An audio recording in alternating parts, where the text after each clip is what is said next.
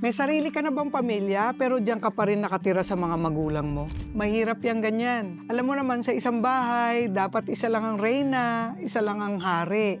Pag ganyan tatlong pamilya kayo sa isang bahay, minsan nagkakaproblema dyan kasi hindi mo alam kung sino ang reyna. Paranas mo rin dun sa asawa mo, sa wife, na makapag-decide ba siya sa bahay niya? Napaka-importanteng bumukod. Kung hindi mo pa kaya, gumawa ka ng paraan na makabukod. Kayanin mo. Kasi hindi baling maliit yung bahay, pero nakabukod kayo, kayo ang magde-decide, kayo ang magpupursige, para yung bahay nyo, maitaguyod nyo ng maayos, pati yung pamilya nyo.